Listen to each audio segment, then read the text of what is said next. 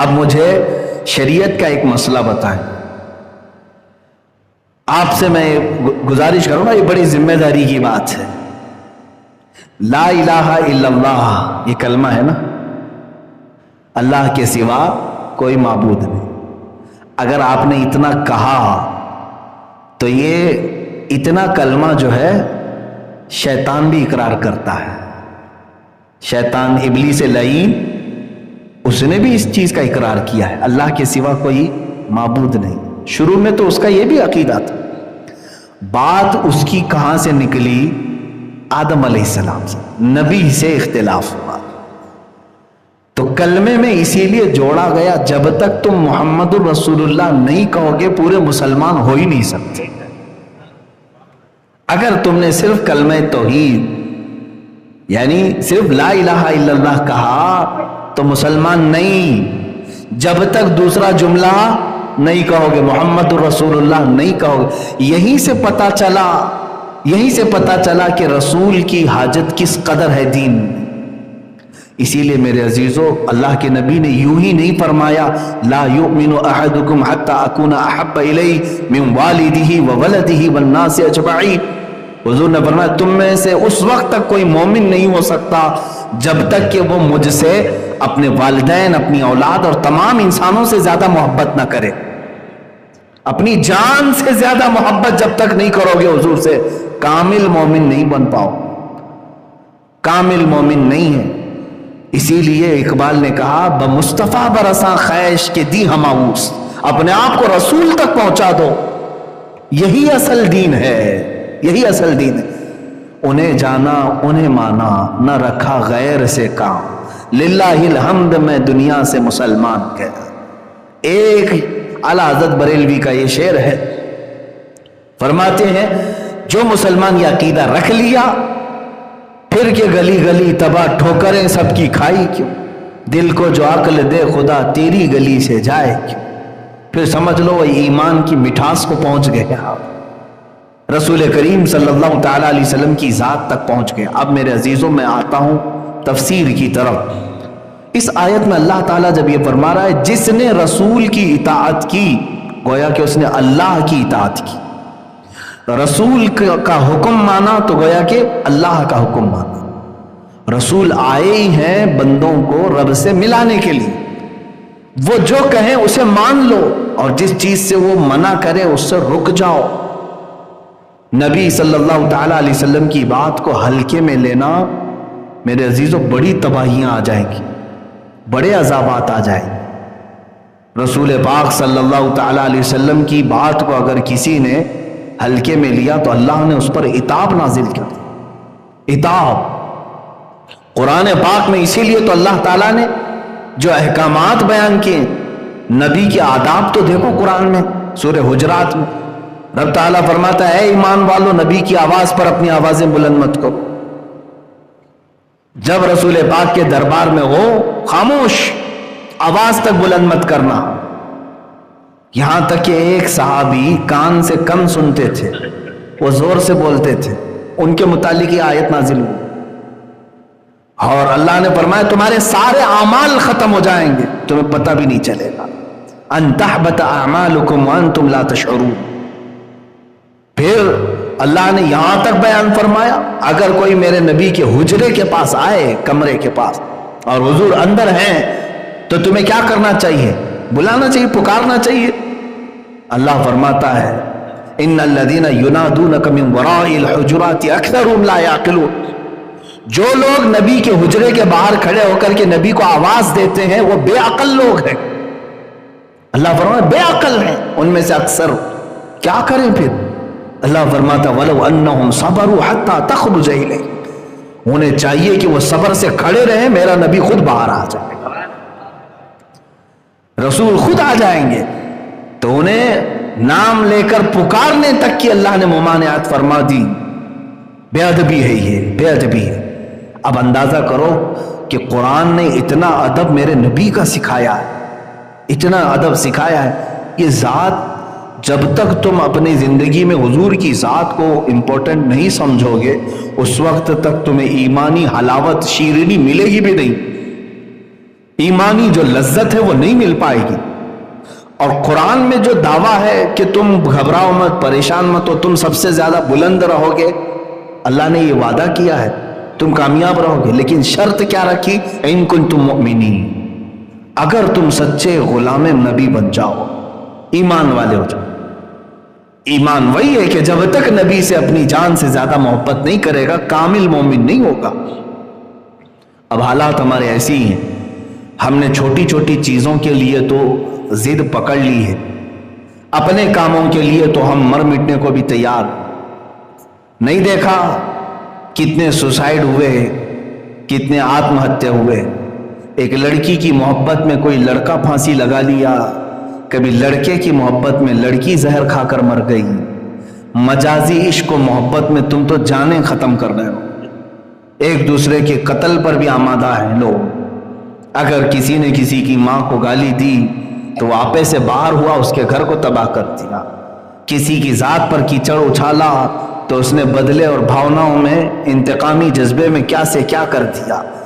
لیکن یہ ایمان کہاں گیا جب تمہارے سامنے نبی کونین صلی اللہ علیہ وسلم کی بے حرمتی ہو رہی، انہیں گالیاں دی جا رہی ہوں، ان کی شان میں توہین کی جا رہی ہوں، اس وقت تمہارے سروں پر جوں تک نہیں رہتی، کانوں میں جوں تک نہیں رہتی، تو پھر اس کا مطلب ہے کہ تم نے ابھی تک حضور سے محبت کا وہ درجہ حاصل ہی نہیں کیا۔ ہمیں تو ہونا ہی چاہیے کہ گھٹ گھٹ کر کے روئیں کہ میں کس زمانے میں جی رہا ہوں جہاں میرے نبی کی شان میں بے حرمتیاں ہو رہی ہیں اور میں خاموش زمین پر چل رہا ہوں۔ میں نے ایک بات اس سے قبل بتائی تھی، عزیزان گرامی، حضرت سعد ابن ربیع رضی اللہ تعالیٰ عنہ جنگ احد میں ایک جوان صحابی حضور کی ناموس پر ایسے میدان احد میں آئے تھے کہ ان کے گوشت کے ٹکڑے نکل گئے تھے، لیکن پیچھے ہٹنے کو تیار نہیں، اللہ کے نبی صلی اللہ تعالیٰ علیہ وسلم کی عزت پر پہرا دینے کے لیے۔ اور اس کے بعد ہوا یہ کہ جنگ کے اختتام کے وقت حضور پاک صلی اللہ علیہ وسلم نے صحابہ سے کہا، دیکھو سعد کہاں ہے؟ ڈھونڈا گیا، حضرت سعد جو ہے 7 لاشوں کے نیچے دبے ہوئے تھے، لیکن سانسیں چل رہی تھی۔ صحابہ پکارتے ہوئے میدان میں گھوم رہے تھے، تو انہوں نے کہا سعد نے کہ اے صحابہ میں یہاں ہوں، نیچے ہوں۔ لاشیں ہٹائی گئی تو ان کا جسم تو پورا چھلنی چھلنی ہو چکا تھا، گوشت نکل چکا ہے جگہ جگہ سے زخموں کی، اور ابھی سانسیں چل رہی۔ اس وقت جانتے ہیں انہوں نے کیا کہا؟ جو صحابہ انہیں اٹھانے آئے تھے، کہا اللہ کے نبی تمہیں یاد کر۔ حضرت سعد نے کہا میری زندگی شاید ساتھ دے نہ دے، میں حضور تک پہنچ پاؤں گا کہ نہیں پہنچ پاؤں گا معلوم، لیکن اے آنے والوں میرے نبی تک میرا سلام پہنچا دینا، میرا سلام پہنچا دینا۔ کاش مجھے اس طرح کی اور زندگیاں ملی ہوتی تو میں اپنے نبی کی پہرے داری پر پوری زندگیاں نچھاور کرتا۔ اور کہا اے صحابہ تم آئے ہو مجھے اٹھانے کے، یاد رکھو۔ یہ سب کو انہوں نے میسج دیا، جوان صحابی ہیں سعد، کہتے ہیں امت مصطفیٰ سے کہہ دینا، سارے جوانوں سے کہہ دینا کہ اگر ان کی آنکھیں ابھی تک روشن ہیں اور زمین پر چل رہے ہیں اور باوجود اس کے نبی کی شان میں کوئی گستاخی ہو رہی ہو، تو حضرت سعد نے کہا پھر یاد رکھنا قیامت کے دن میں اس کا دامن نہیں چھوڑوں گا، اور اس کا کوئی عذر اللہ کی بارگاہ میں قبول نہیں کیا جائے گا۔ تم یہ نہیں کہہ سکو گے قیامت کے دن میں تو بہت دور رہتا تھا، میرے بس میں تو کچھ بھی نہیں تھا، تمہارا عذر نہیں قبول کیا جائے گا۔ آج جانتے ہیں کس سچویشن پر ہم آ چکے ہیں؟ ناموس رسالت کی بات آتی ہے تو کلیجہ ٹکڑے ہونے لگتا ہے۔ چند دنوں پہلے میں نے ایک رپورٹ معلوم کی، ہمارے ہندوستانی سوشل میڈیا پر 25,000 پوسٹ ایسی ہیں جس میں میرے نبی کو گالیاں دی گئی۔ 25,000 لوگوں نے گستاخیاں کی ہندوستانی میڈیا کے اندر، سوشل میڈیا کے اندر۔ کیا ہم میں سے کوئی ایسا ذمہ دار عاشق رسول ہے جس نے ایکشن لیا، سائبر کرائم میں جا کر کے اس کی کمپلینٹ کی؟ الحمدللہ ہم کر رہے ہیں، جہاں تک میری طاقت ہے میں جس تحریک سے جڑا ہوں اس کی ذمہ داری کے اعتبار سے تحریک فروغ اسلام لیگل پینل کے ذریعے سے جو ہو سکتا ہے ہم کر رہے ہیں. لیکن میرے عزیزوں کیا یہ تم سب کی ذمہ داری نہیں تھی؟ تمہارے دل چھلنی ہو جانا چاہیے تھا. مجھے گالیاں دیں تو برداشت کر لیں, آپ کو اگر کوئی کوسے تو برداشت کر لیں, لیکن دین کی جڑ اور اساس میرے نبی کی ذات ہے. اس کو اگر کوئی ہلا رہا ہے تو سمجھ لینا ابھی چھت گرنے والی. یاد رکھنا کہ اگر کوئی پینٹ اکھاڑ رہا ہے تو اسے معاف کیا جا سکتا ہے, اگر کوئی دیوار میں کھرچن مار رہا ہے تو معاف کیا جا سکتا ہے, لیکن اگر کوئی یہاں کے پلر ہلانے لگے تو کیا اسے تم چھوڑ دو گے؟ اور اگر تم نے چھوڑ دیا تو اس کا مطلب ہے کہ یہ چھت تم سب کے سروں پر گرنے والی ہے. یہی ہو رہا ہے. دین کے مضبوط پلر, بلکہ اسی پر پورا دین قائم ہے, وہ میرے نبی کی ذات ہے, اور آج اس کو ہلانے کی کوشش کی جا رہی ہے. اور اگر تم نے خاموشی اختیار کی تو سمجھ لینا کہ آسمان سے جو عذاب آئے گا اس میں سب پیسے جائیں گے, سب پیسے جائیں گے. امام مالک رحمۃ اللہ تعالی علیہ نے بہت پہلے ہی یہ فرمایا, جب نبی کی شان میں توہین ہو اور امت خاموش رہے تو انہوں نے فرمایا کہ امت کے لیے صرف میں اتنا کہہ سکتا ہوں کہ اب اسے زمین میں جینے کا کوئی حق نہیں, زمین پھٹ جائے اور سب اندر چلے جائے. ہم تو اس پوزیشن میں آج جی رہے ہیں. عزیزان گرامی وقار, حضور اکرم صلی اللہ تعالی علیہ وسلم کی ذات ہی ہمارے لیے کل اثاثہ ہے. ہماری زندگی کا نصب العین یہی ہو کہ اگر نبی کونین صلی اللہ تعالی علیہ وسلم راضی ہوئے تو اللہ بھی راضی, اور اگر وہ ناراض ہیں کسی سے تو ایک بات طے سمجھ لینا, پھر اللہ رب العزت اس کی بخشش ہرگز نہیں کرے گا, اس کی بخشش ہرگز نہیں کرے. یہاں تک کہ آپ کو میں بتا دوں, ایک شخص مدینے کا منافق تھا, دل میں حضور کا بغض رکھتا تھا, عداوت رکھتا, مر گیا. یہ وہ زمانہ ہے جب ابھی منافقین کی نماز جنازہ پڑھنے کی ممانعت نہیں آئی تھی, ابھی منع نہیں تھا. رسول کریم صلی اللہ تعالی علیہ وسلم خود جنازے میں گئے, نماز پڑھایا, اپنے ہاتھوں سے قبر میں اتارا اور اس کے بعد دفن بھی کیا. جانتے ہیں اللہ نے آیت نازل فرمائی, اے رسول آپ اس کے لیے 70 بار بھی مغفرت کی دعا کریں تو اللہ اسے نہیں معاف کرے گا, اس لیے کہ دل میں آپ کی دشمنی رکھتا تھا. استغفر لهم او لا تستغفر لهم ان تستغفر لهم 70 مرہ فلن یغفر اللہ لهم. اللہ فرماتا آپ ان کی مغفرت کی دعا کریں یا نہ کریں, اور رسول اگر آپ 70 بار بھی ان کے لیے مغفرت کی دعا کریں اللہ انہیں نہیں معاف کرے گا, اس لیے کہ آپ کی دشمنی پالے ہوئے تھے. اور اس کے بعد سے اللہ نے حکم فرما دیا, وَلَا تُصَلِّ عَلَىٰ أَحَدٍ مِّنْهُمْ مَاتَ أَبَدًا وَلَا تَقُمْ عَلَىٰ قَبْرِهِ. اے رسول ان منافقین میں سے جب کبھی کوئی مرے تو اب نہ اس کی جنازہ پڑھیں اور نہ اس کی قبر تک جائیں. دیکھیں جلال خداوندی تو دیکھیں, جلال خداوندی تو دیکھیں.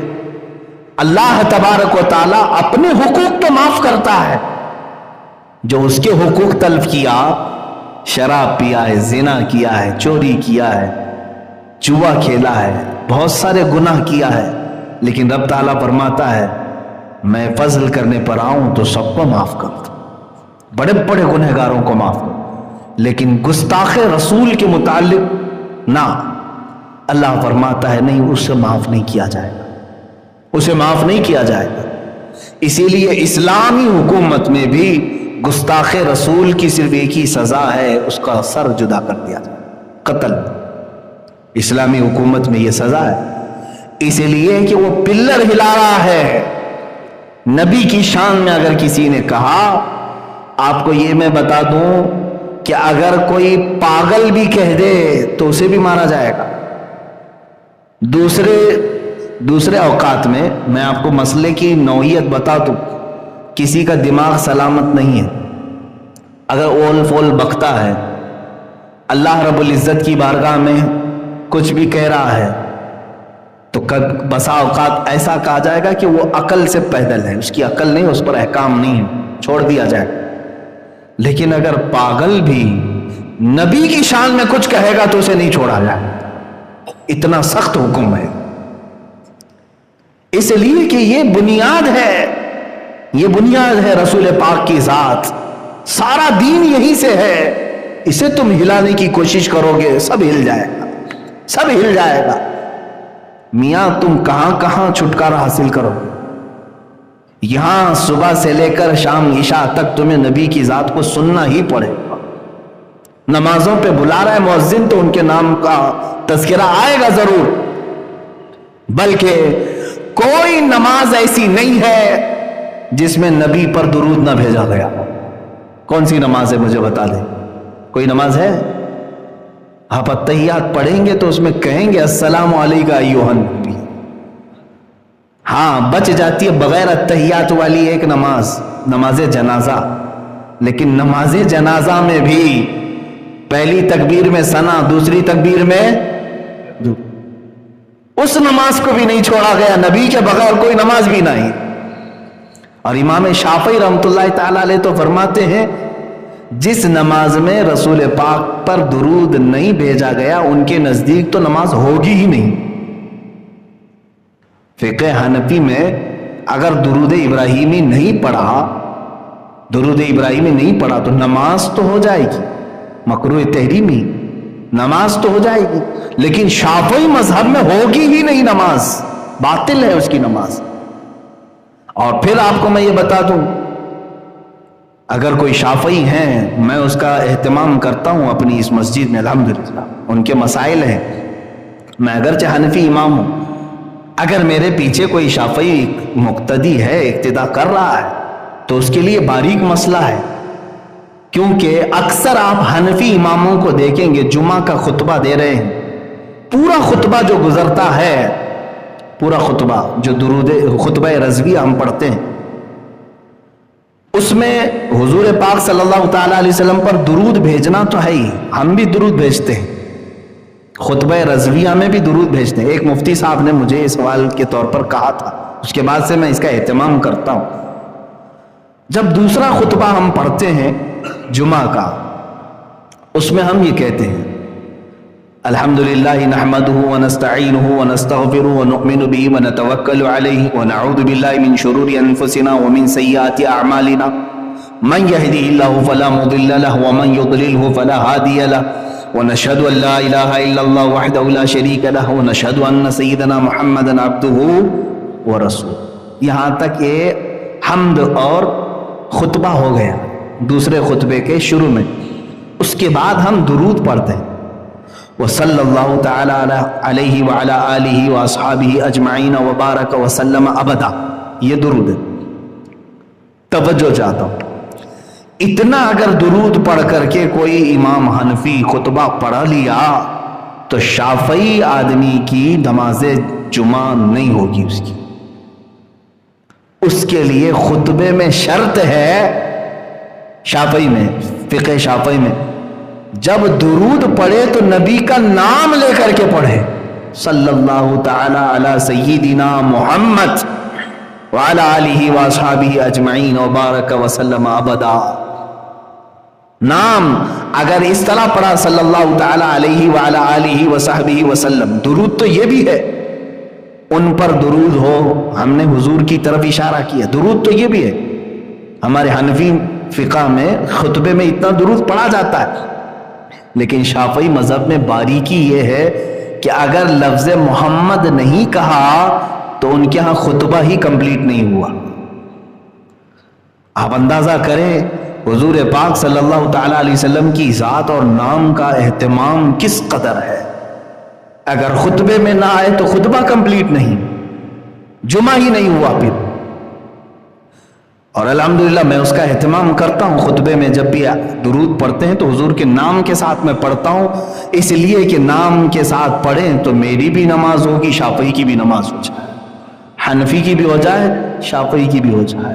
عزیزان گرامی اوقات، حضور اکرم صلی اللہ تعالی علیہ وسلم کی ذات پاک نہ جمعہ سے تم خارج کر پاؤ گے، نہ جنازے کی نماز سے نکال پاؤ گے، نہ اپنی 5 وقتہ نمازوں سے نکال پاؤ گے. پھر بات کہاں چلتی ہے؟ چلو مر گئے، قبر میں جانے کے بعد منکر نکیر وہاں بھی نہیں چھوڑ رہے. آخری سوال اس سے یہی کہہ رہے ما کنت تقول فی حق هذا الرجل. یہی سوال میں اکثر پھنس بھی جائیں گے. دو سوال تو کامن ہے، من ربک ما دینک، تیرا رب کون ہے، تیرا دین کیا ہے. وہ اکثر لوگ بول دیں گے میرا رب اللہ ہے، میرا دین اسلام ہے. حضور کی طرف دکھا کر کے پھر منکر نکیر پوچھیں گے ان کے بارے میں تو کیا کہتا تھا. تو جو کہتا ہے دین کو رسول کی حاجت نہیں ہے، وہ کیا کہہ دے گا قبر میں نہیں جانتا ان کو. تب پھر قیامت تک پڑیں گے کوڑے تمہارے اوپر. کہنا پڑے گا کہ یہ محمد اللہ کے رسول ہیں. تمہیں قبر میں بھی چھٹی نہیں ہے نبی کی ذات سے.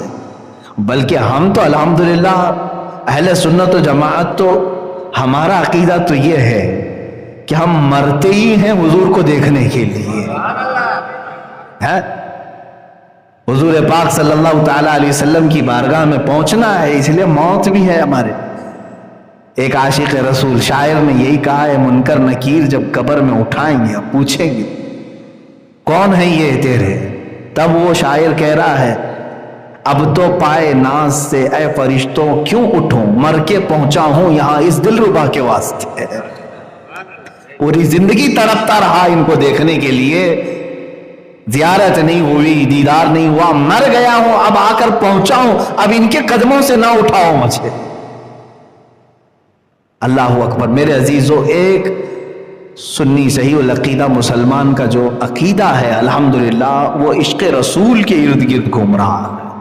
جو یہ کہے نبی کی حاجت نہیں، اس سے تم اپنا دامن نکال لو، تم دور ہو جاؤ. اسی لیے بہت سادہ سا ہے اصول دوستی اپنا، جو ان سے بیگانہ ہو وہ اپنا ہو نہیں سکتا. یہ سمجھ کر کے چلے، یہ اصول پر چلیں. بہت سادہ سا ہے اصول دوستی اپنا. ہم دوست کس کو بناتے ہیں؟ بہت سادہ سا ہے اصول دوستی اپنا، جو ان سے بیگانہ ہو وہ اپنا ہو نہیں سکتا. جو ان سے بیگانہ ہو وہ اپنا ہو نہیں سکتا. یہی اصول بنا کر کے چلو. جس کا نبی کے متعلق ذرا برابر شک کا عقیدہ ہے اس سے میرا کوئی تعلق نہیں، چاہے وہ میرا سگا بھائی ہو، میرا باپ ہو، یا میرا بیٹا ہو، یا میرا بھائی ہو. جو ان سے ناآشنا ہو وہ اپنا ہو نہیں سکتا. یہی صحابہ اکرام کا عقیدہ بھی رہا ہے. سیدنا ابوبکر صدیق رضی اللہ تعالیٰ عنہ کے متعلق تو دیکھیں، ان کے بیٹے جنگ بدر میں سامنے سے آئے تھے کافروں کی طرف سے، ایمان لائے نہیں تھے. حضرت ابوبکر صدیق بعد میں جب وہ ان کے بیٹے ایمان لائے تو کہتے ہیں ایک دن دسترخوان پر بیٹھ کر کے ابا آپ کو معلوم ہے جنگ بدر میں آپ مسلمانوں کی طرف سے تھے، میں مکہ والوں کی طرف سے، کافروں کی طرف. 3 بار آپ میری تلوار کے نیچے آ گئے تھے، باپ تھے میں نے چھوڑ دیا. حضرت ابوبکر صدیق کہتے ہیں اگر تو ایک بار بھی میری تلوار کے نیچے آتا تو مار ڈالتا. میں یہ نہیں دیکھتا کہ میرا بیٹا آیا ہے بلکہ دشمن رسول سمجھ کر مارتا. یہ ایمان تھا صدیق اکبر کا. دی ہما اوست، سارا دین رسول کی ذات ہے، ان سے جو بیگانہ ہو وہ اپنا ہو نہیں سکتا. اس اصول کو لے کر چلو میرے عزیزو. آج کی زمانے میں ضرورت ہے اپنے بچوں کو عشق رسول اتنا سکھاؤ. ہر چیز کمپرومائز کی جا سکتی ہے لیکن نبی کی ذات یا ان کی محبت میں کوئی کمپرومائز نہیں. انشاءاللہ العزیز ایک وقت آئے گا جب میں یہ مہم چھیڑوں گا انشاءاللہ. ہم اگرچہ ہندوستان میں رہ رہے ہوں، بھارت میں رہ رہے ہوں، میجورٹی جس کی بھی ہو، لیکن ہم مسلمان یہ قانون پاس کرانے کی ضرور کوشش کریں گے کہ بھارت میں رہتے ہوئے کبھی کوئی حضور پاک کی شان میں گستاخی نہ کرے. ہم اس قانون کے لیے تگ و دو کریں گے. پارلیمنٹ میں تم بہت سارے بل پاس کرتے ہو، اور اگر یہ قانون پاس کرنے کے لیے مجھ جیسوں کی جان کی ضرورت ہے تو میں پیش کرنے کو تیار. میرے 100 ٹکڑے کر لو اے حکومت ہند، ایک قانون ایسا پاس کر دو کہ رہتی دنیا تک ہندوستان میں کبھی محمد عربی صلی اللہ علیہ وسلم کی شان میں کوئی نہیں بھونک سکے گا، اور اگر کسی نے گستاخی کیا تو اس کو سخت ترین سزا دی جائے گی. یہ قانون ہونا چاہیے کہ نہیں ہونا چاہیے؟ میرے عزیزوں، کیا اسلام کبھی دوسرے دیوی دیوتاؤں کے مذاق اور ان کے بھگوانوں کا مذاق اڑانے کی اس طرح کی مجلسیں منعقد کرتا ہے؟ کبھی آپ نے سنا؟ ہاں، ہم اپنے حق کو بیان کرتے رہیں گے. تمہیں جس مذہب سے سروکار ہے اسی مذہب سے تعلق رکھو. ہم نے ان تمام چیزوں کو کبھی انٹرٹین نہیں کیا. دوسرے مذاہب، مجھے بتاؤ، بدلے میں حضور کی ذات پر جب جب حملہ ہوا، حضور کی ذات پر جب جب حملہ ہوا، مجھے بتاؤ کیا کبھی بدلے میں ہم نے عیسائیوں کے نبی عیسیٰ علیہ السلام کی کردار کشی کی؟ کبھی توہین کیا عیسیٰ علیہ السلام؟ ارے ہم وہاں پر بھی سمجھتے ہیں کہ اگر توہین کرے تو یہاں سے بھی ہم نکل جائیں گے. پھر ایمان جتنا تم نہیں مانتے اس سے کئی درجے ہم عیسیٰ علیہ السلام کو مانتے ہیں. یہودیوں نے اگر حضور کے کارٹون بنائے تو کیا ہم نے بدلے میں ان کے نبی موسیٰ علیہ السلام کے کارٹون بنانے کی اجازت دی؟ کبھی کیا ہم؟ ہندو اگر بھونکنے لگا، کوئی بھی ایسا آتنکی ہندو جو نبی کی ذات پر، میرے رسول اکرم صلی اللہ علیہ وسلم کی ذات پر مغلظات بکنے لگا، تو کیا ہم بدلے میں کبھی رام کرشن یا وشنو فلاں فلاں اتنے جو ہیں ان کی کردار کشی کی؟ ان کو ننگا کر کے دکھایا؟ کبھی ہم نے ان کو گالیاں دی؟ میرے عزیزو، اسلام ہے ہی نہیں، بلکہ اسلام یہ کہتا ہے لا تسبوا الذین یدعون من دون اللہ. اللہ نے یہاں تک فرمایا تم ان لوگوں کو گالی ہی مت دو جو اللہ کو نہیں مانتے، گالی مت. کیا ہوگا؟ فَيَسُبُّ اللَّهَ عَدْوًا بِغَيْرِ عِلْمٍ، اس لیے کہ پھر وہ پلٹ کر کے تمہارے اللہ کو گالیاں دینے لگیں گے. ہم تو شروع کرتے ہی نہیں، کہیں پر شروع کرتے ہی نہیں. ہاں ایک بات یاد رکھ لیں، جواب ہم کسی کی گستاخی کا، اگر تم نے میرے نبی کی شان میں گستاخی کی تو بدلے میں ہم تمہارے کسی دیوی دیوتا کی گستاخی کر کے بدلہ نہیں لیں گے. ہمارے انتقام لینے کا طریقہ کچھ اور ہے، وہ انشاءاللہ العزیز وقت بتائے گا، وہ وقت بتائے گا.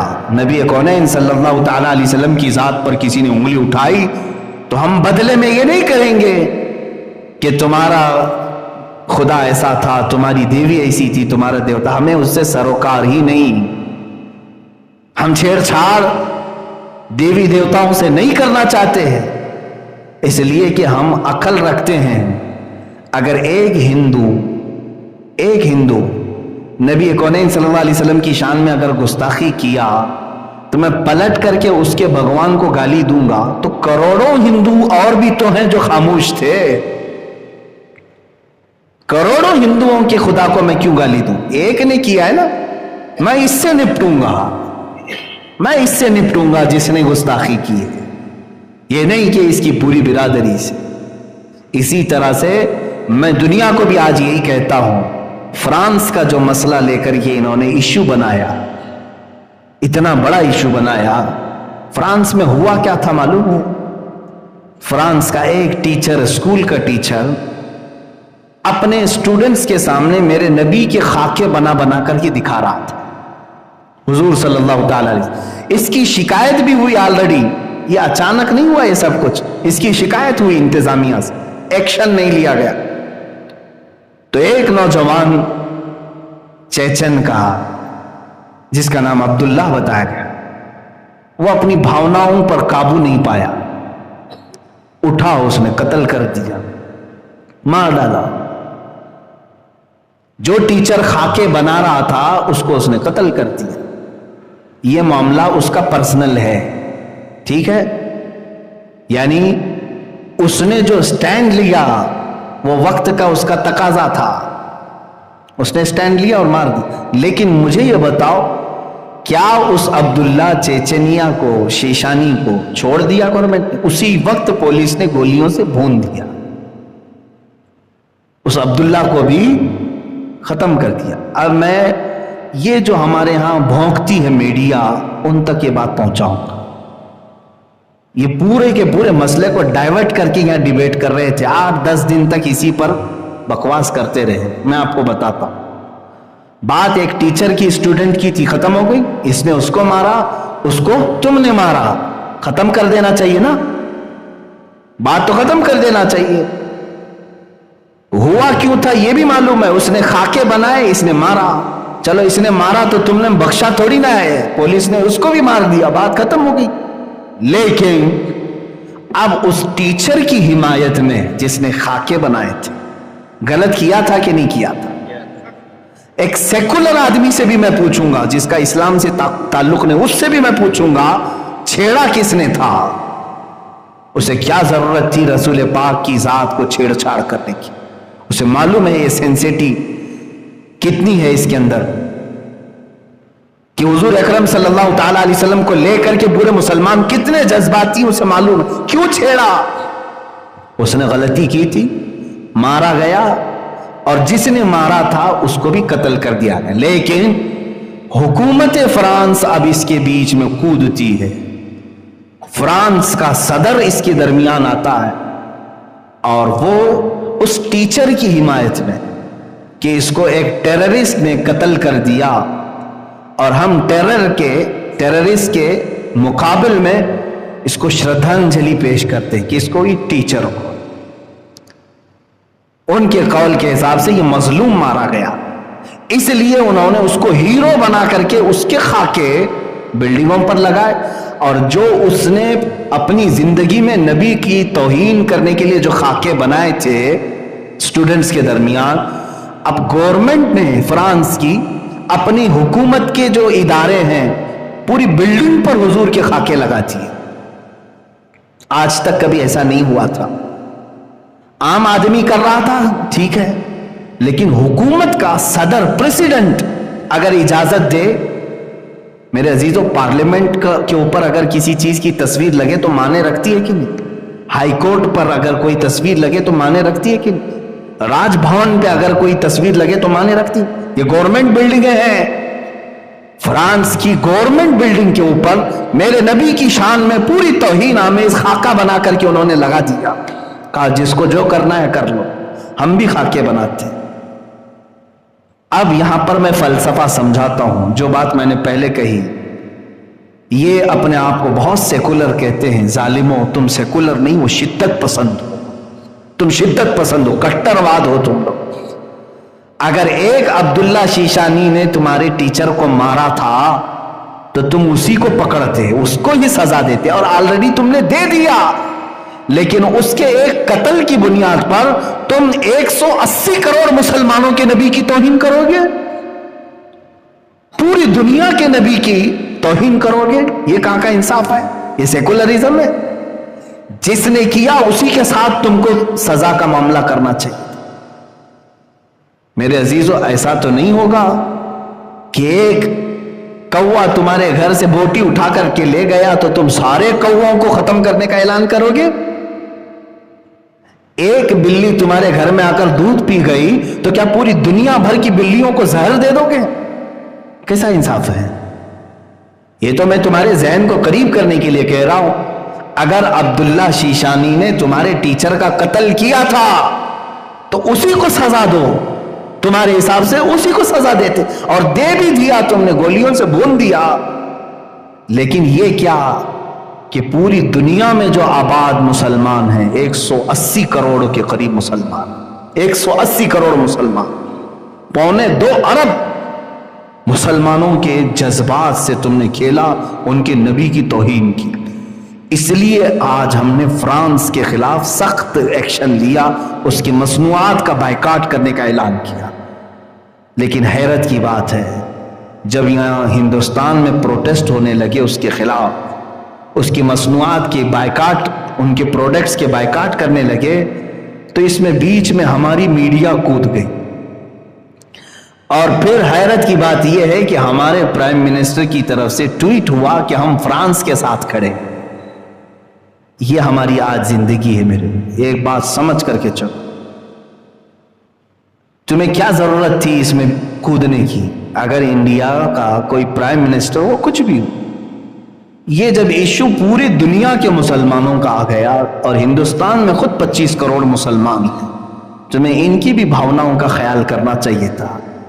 तुम अगरचे हमारा साथ ना देते, कम से कम इसमें खामोशी तो इख्तियार कर लेते। नहीं, लेकिन حکومت وقت پر بیٹھا ہوا درندہ یہ بتانے کی کوشش کر رہا ہے کہ میں اپنے دیش میں رہنے والے مسلمانوں کا حامی نہیں ہوں، ان کا دشمن ہوں.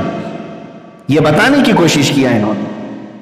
اب ایسے حالات میں مجھے بتاؤ، میں جب باتیں کرتا ہوں تو لوگوں کو ایسا لگتا ہے کہ یہ بہت سخت باتیں ہیں، تم ابھی بھی اس کو سخت کہو گے؟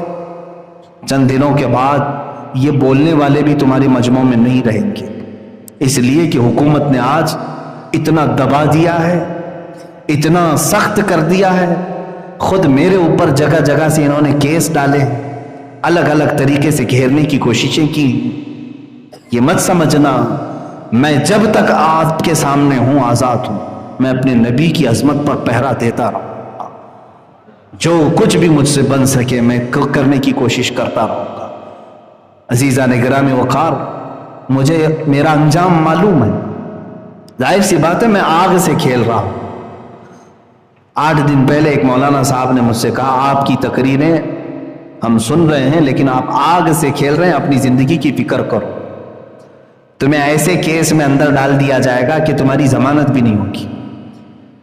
مجھے ایک مولانا صاحب نے کہا، میں نے جواباً یہی کہا، اس طرح بھیڑیے اور کتے کی طرح آزاد جینے سے بہتر ہے کہ میں جیل کے اندر بیٹھ جاؤں تاکہ میں کل قیامت کے دن نبی کو منہ تو دکھا سکوں.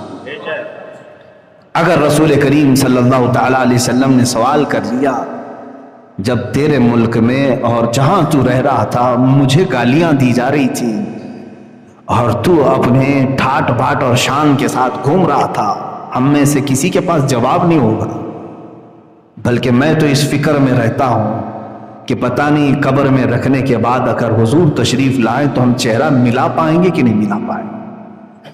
کہیں میرے آقا یہ سوال نہ کر لے تو اسی ملک سے آ رہا ہے جہاں میرے اوپر فلم بنائی جا رہی تھی. اسی ملک میں ہم، جس ہندوستان میں ہم ہیں، اسی ملک میں میرے نبی کی شان میں توہین آمیز فلم بنانے کا اعلان ہوا. اس کا ٹریلر یوٹیوب پہ ڈال بھی دیا گیا، رنگیلا رسول. کیا یہ ہم سب کو نہیں معلوم؟ میرے نبی کو رنگیلا کہہ کر کے فلم بنانے کا اعلان تک کر دیا گیا. 25 کروڑ مسلمان، ان میں بہتوں کے لیڈر بھی ہیں، بہت سارے سیاست میں بھی ہیں، لیکن ان کو کفار و مشرکین کی گود میں بیٹھنے کے علاوہ کوئی کام نہیں ہے. ان کی ہاں میں ہاں ملاتے ہوئے رہ گئے، مگر میری نبی کی عظمت پر کوئی بات کرنے والا نہیں آیا. اکا دکا ہوں گے الا ماشاء اللہ، میں سب کی بات نہیں کر رہا ہوں، لیکن یاد رکھنا اب اللہ ہم پر ذلت کو مقرر کر دے گا. یہ میرا میسج یاد رکھنا. وجہ یہ ہے کہ تم نے اپنی زندگی کو اہمیت دے دی، نبی کی ذات کو کوئی اہمیت نہیں دیتے ہو. تمہارے اوپر اگر کچھ ہو جائے تو تم آسمان سر پر اٹھا لیتے ہو، لیکن رسول پاک کی ذات کے لیے تم میں سے کوئی کھڑے ہونے کو تیار نہیں ہوتا. میرا یہ پیغام سارے مسلمان سنیں، میں سب تک یہ بات پہنچا رہا ہوں. اقبال نے سچ کہا، بمصطفیٰ برساں خیش کے دی ہم اوست، گر بہ نہ رسیدی تمام بول حبیس. اے بندے تو اپنے آپ کو رسول تک پہنچا لے، یہی دین ہے پورا تیرا. اور اگر تو ان کی ذات میں سیریس نہیں ہوا تو تجھ میں اور ابو لہب میں کوئی فرق نہیں رہ گیا. ابو لہب کی زندگی گزارنا چاہتے ہو، ابو لہب کی طرح جینا چاہتے ہو. عزیزان گرامی وقار، رسول کریم صلی اللہ تعالی علیہ وسلم کی جب جب بات آئی ہے قرآن میں، میرا رب کس طرح دفاع کرتا ہے آپ کو حیرت ہونی چاہیے. مکہ والوں نے جب یہ کہا ودع رب محمد محمدا، محمد کے رب نے محمد کو چھوڑ دیا، اس لیے کہ 15 دن تک کوئی آیت نازل نہیں ہوئی تھی. 15 دن تک قرآن کی کوئی آیت نہیں آئی تھی، تو کافروں نے بات بنانا شروع کر دیا کہ محمد کے رب نے محمد کو چھوڑ دیا. جانتے ہو یہ میرے رب کو گوارا نہیں ہوئی بات. جواب میں پوری سورہ نازل فرما دی، وَالضُّحَىٰ وَاللَّيْلِ إِذَا سَجَىٰ مَا وَدَّعَكَ رَبُّكَ وَمَا قَلَىٰ.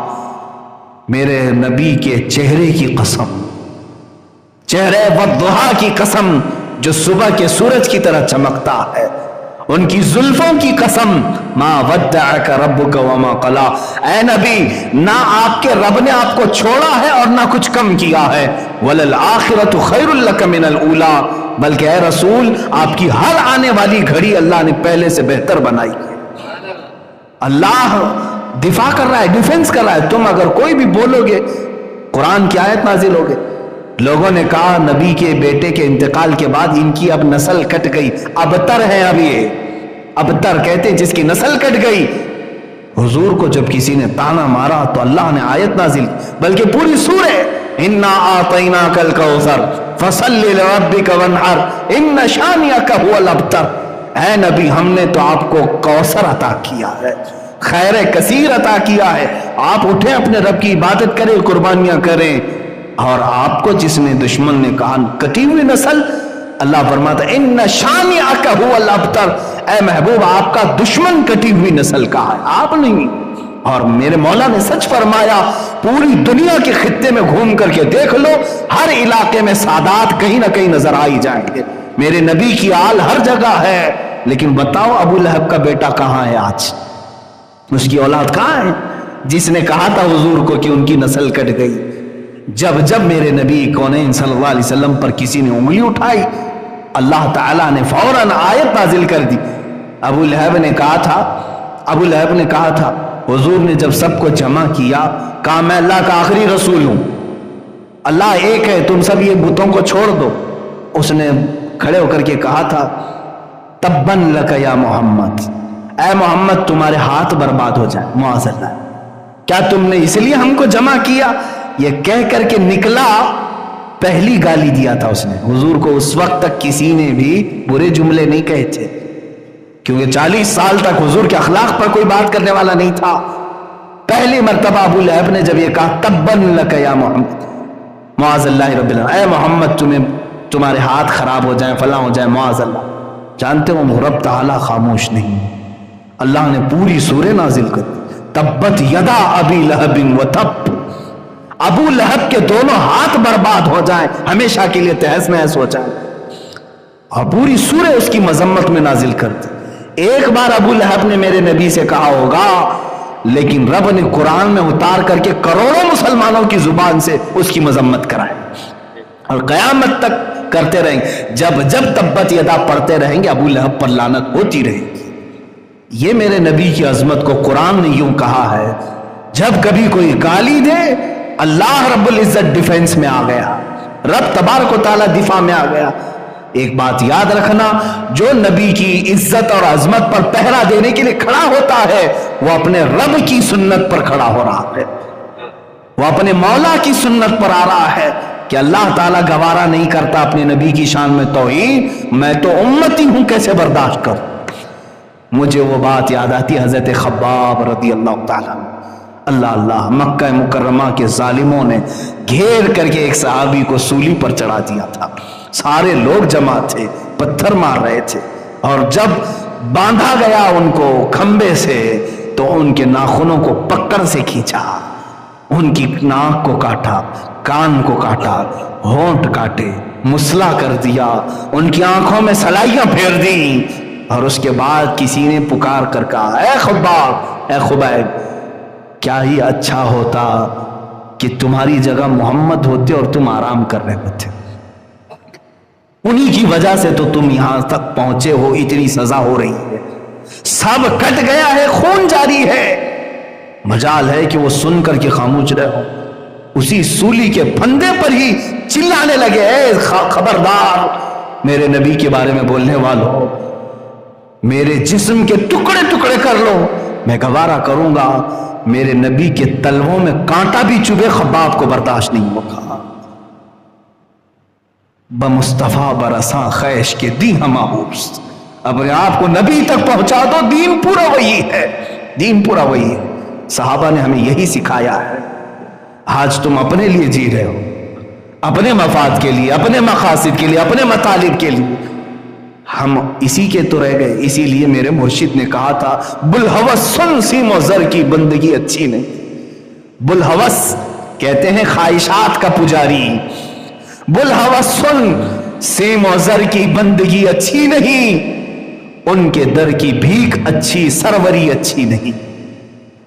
ان کے در کی بھیک لے لو یہ چلے گا، سروری اچھی نہیں۔ بادشاہ بننے میں تمہیں کیا رہ جائے گا، یہ تاج اچھالے جائیں گے۔ ایک بار نبی کی غلامی میں آ کر کے دیکھو، قیامت تک تمہیں امر کر دیا جائے گا، زندہ رکھ دیا جائے گا۔ لوگوں کے دلوں میں مولا تعالیٰ تمہاری ایسی عظمت بٹھاتا ہے کہ تم پھر یادوں میں کبھی نہیں مرو گے۔ ایک بار ان کے ہو کر کے تو دیکھو۔ اپنے آپ کے لیے جینا، سیلفش ہو کر کے جینا، اس کو چھوڑو۔ ابھی ابھی ماضی میں ہم نے دیکھا پاکستان کی سرزمین پر ایک عاشق رسول کا جنازہ، امیر المجاہدین قبلہ خادم حسین رضوی رحمۃ اللہ علیہ، 8 دن ہوئے ہوں گے، 8-10 دن، پچھلے جمعہ انتقال ہوا۔ ایک ایسے عالم دین، بڑی سادی زندگی گزارنے والا، صرف 54 سال کی عمر، حافظ قرآن اور ایک مسجد کے امام، بس اس کے علاوہ ان کا کچھ بھی بڑا سٹیٹس نہیں تھا۔ ایک مدرسے کے مدرس تھے، پڑھاتے تھے۔ پڑھاتے ہوئے اس کے بعد ہوا یہ کہ مسجد کی نوکری بھی چھوٹ گئی۔ لوگ کہاں چھوڑتے ہیں، اماموں کے پیچھے تو پڑ ہی جاتے ہیں۔ کہتے تو ہیں نماز میں پیچھے اس امام کی، نماز پھیرنے کے بعد میں جا کر کے پوری زندگی کے پیچھے پڑ جاتے ہیں، اکثر اماموں کے ساتھ ہے۔ علامہ خادم حسین رضوی رحمۃ اللہ تعالیٰ علیہ کے ساتھ بھی یہی ہوا۔ وہ مسجد ان کی چھوٹی اور اپنے گھر رہے، مدرسہ پڑھاتے رہے۔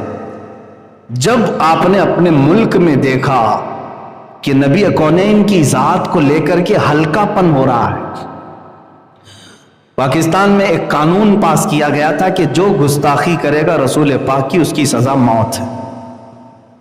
وہاں پر توہین رسالت قانون ہے۔ اس قانون کو بدلنے کے لیے کچھ لوگ پارلیمنٹ میں آ گئے تھے، یہ قادیانی تھے، مرزائی تھے، ان کے خلاف انہوں نے محاذ چھیڑ تھے۔ اب یہ خاموش نہیں بیٹھے، باہر نکل آئے۔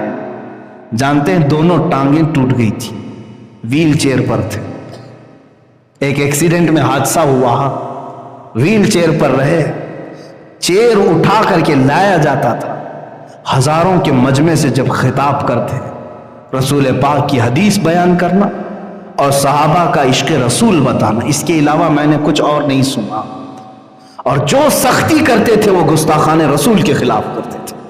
جو توہین رسالت کا مرتکب ہو اسے کسی صورت وہ معاف نہیں کرتے تھے۔ سخت ایکشن لی، دھرنا دے کر بیٹھ گئے باہر آ کر کے کہ ہمارے مطالبے مانو۔ کس بات کے لیے؟ ہم نے دھرنے بہت سارے دیکھے، بہت سارے پارلیمنٹ کے بل پاس کرانے کے لیے، بل کو ریجیکٹ کرانے کے لیے، کسانوں کے آندولن، عورتوں کے معاملات۔ لیکن وہ ایک عاشق رسول ایسا تھا جو لاکھوں کے مجمع کو لے کر کھلے میدان میں اور سڑکوں پر بیٹھا تھا، صرف اس لیے کہ میرے نبی کی عظمت پر کوئی بات نہ کرے۔ اس کے لیے وہ کئی دن تک دھرنے تھے۔ حکومت وقت نے ایکشن لیا، کئی مہینے جیل میں ڈال دیا معذور عالم دین کو۔ کس بنیاد پر؟ عشق رسول کی باتیں کر رہا تھا۔ اسلامی کنٹری بنام اسلامی کنٹری تھی، سب لبرل ہو گئے تھے، سیکولر ہو گئے۔ ایک عاشق رسول اٹھا اور لوگوں کے دلوں کو گرما دیا۔ ان کی پوری ایکٹیویٹی اگر آپ دیکھیں گے تو صرف 5 سال کے اندر یہ آئے بھی اور چلے بھی گئے۔ 5 سال میں جو جوش و ولولہ پیدا کیا، بلکہ پوری ایک تحریک بنا دی لبیک یا رسول اللہ کے نام سے۔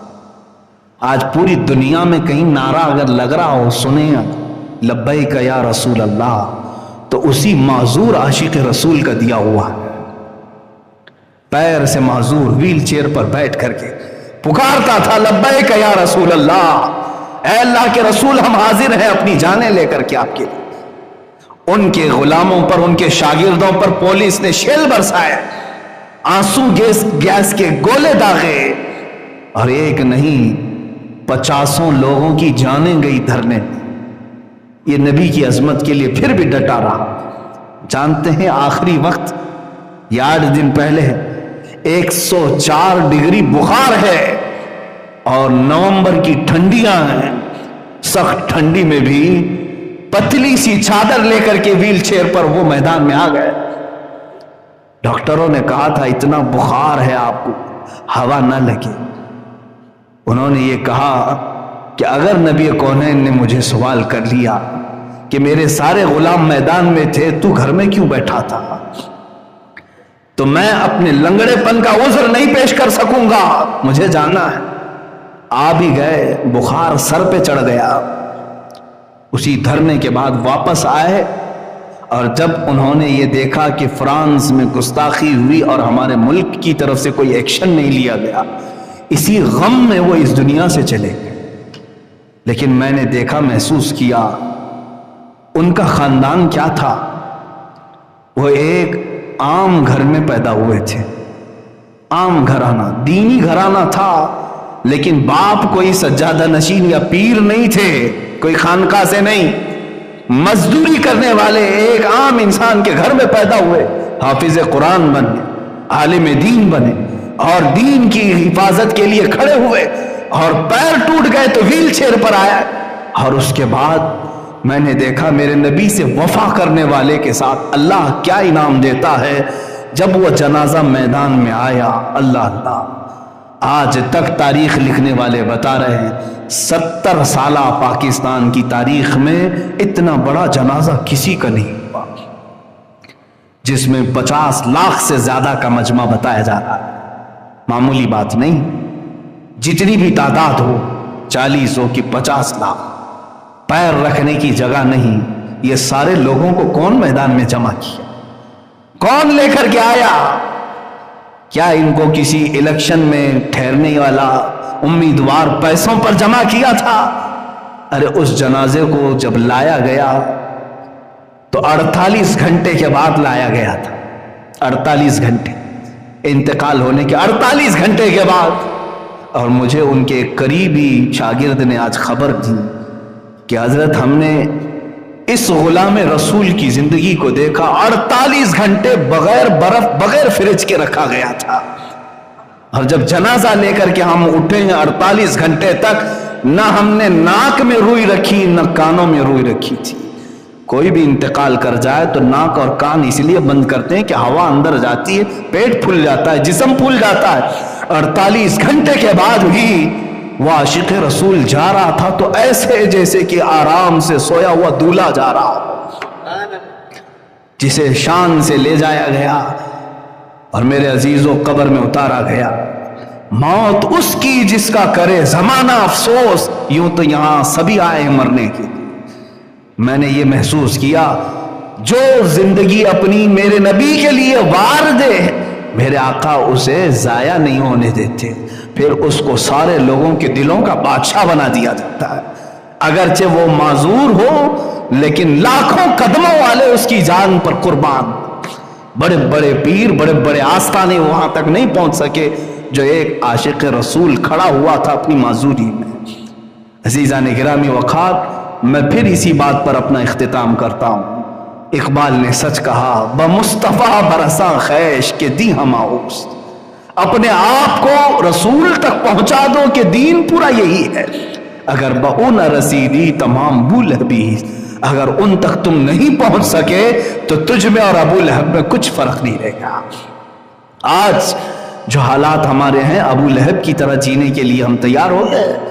میرے نبی کو کوسا جائے، میرے نبی کی زوجہ مطہرہ عائشہ صدیقہ کو معاذ اللہ زانیہ کہا جائے، اس وقت تک اگر ہمارے کان سلامت رہے، ہمارا جسم صحیح سلامت باقی رہا، تو اس کا مطلب ہے کہ ہمارے سے سخت سوال ہونے والے ہیں۔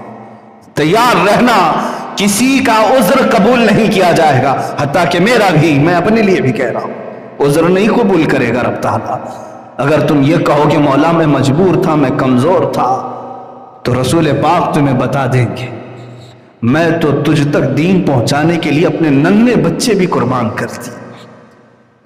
تم اگر یہ کہو گے کہ اللہ میں بوڑھا تھا، میں کچھ کر نہیں سکتا تھا، رسول پاک یہ پورا بیان میں کر رہا ہوں ابھی فی الحال، یہی خادم حسین نے کہا تھا، اگر تم میں سے کوئی بوڑھا یہ کہہ دے کہ میں تو کمزور تھا، تو رسول پاک تمہارے سامنے امیر حمزہ کے بڑھاپے کو پیش کر دیں، امیر حمزہ کو پیش کر دیں، جو 60 سال کی عمر میں احد میں آیا، سینہ چاک کر کے ان کا کلیجہ چبایا گیا رسول پاک کے ساتھ۔ حضور کا سگے چچا تھے، سگے چچا.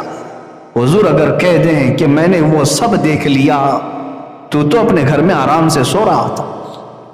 اگر تم یہ کہو میں تو مزدور تھا، میں کیا کر سکتا، میرے آقا بلال حبشی کو سامنے کر دیں گے، یہ تو غلام تھا، میرا نام لیتا تو اسے مارا جاتا تھا، اس کی پیٹھ گل گئی تھی.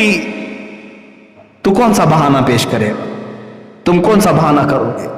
عورتوں کے لیے بھی معاملات آئیں گے، تو اگر عورتیں یہ کہہ دیں کہ ہمارے پاس کوئی راستہ ہی نہیں تھا آپ کی عزت پر پہرا دینے کا، میرے نبی اس وقت حضرت سیدہ سمیہ کو پیش کرتے ہیں. ایک یہ بھی خاتون ہے جس کی عمر بڑھاپے کو پہنچ گئی ہے، کافروں نے صرف اس کو مارا کیوں تھا؟ اس لیے کہ نبی کی بات کرتی تھی، حضور اکرم صلی اللہ علیہ وسلم کی محبت کی بات کرتی تھی. مکہ والوں نے سیدہ سمیہ کو یوں ہی نہیں مارا، بلکہ ان کے ہاتھ اور پیر کو گھوڑے کے چاروں پیروں سے باندھ کر کے دوڑایا تھا. سمیہ کو دوڑایا گیا تھا گھوڑے کے پیروں سے باندھ کر کے، پھر ابو جہل نے ان کی شرمگاہ پر نیزہ مار کے شہید کیا تھا. میرے آقا اگر سیدہ سمیہ کو پیش کرتے تو کیا بہانہ ہمارے پاس رہے گا؟ کوئی عذر ہے ہمارے پاس تو بتاؤ. اگر تم یہ کہو کہ میں جوان تھا، ابھی شادی ہوئی، میرے آقا حضرت حنظلہ کو پیش کر دیں گے. یہ حنظلہ ہے، آج شادی کیا ہے، آج سہاگ رات تھی، بس نبی کی بات کانوں میں آ گئی کہ کوئی دشمن میرے نبی پر حملہ کر رہے ہیں. اپنی بیوی سے کہا اے شریک حیات الوداع، میں جا رہا ہوں، زندگی باقی رہی تو ملاقات ہوگی ورنہ قیامت میں ہم ملیں گے. نکل گئے. غسل کی حاجت تھی اپنی بیوی سے اٹھنے کے بعد، غسل تک نہیں کیا حنظلہ نے، احد میں شریک ہو گئے اور دوسرے دن دیکھا گیا تو ان کی شہادت بھی ہو چکی تھی، انتقال بھی ہو. اگر جوانوں تم کہو گے کہ ابھی شادی ہو رہی تھی اس لیے میں نے کوئی ایکشن نہیں لیا، نبی کونین تمہارے سامنے حنظلہ کو پیش کرتے، اس کی تو آج ہی شادی ہوئی تھی. عبداللہ اسود وہ صحابی ہیں جن کو حضرت عثمان غنی نے شادی کے لیے پیسے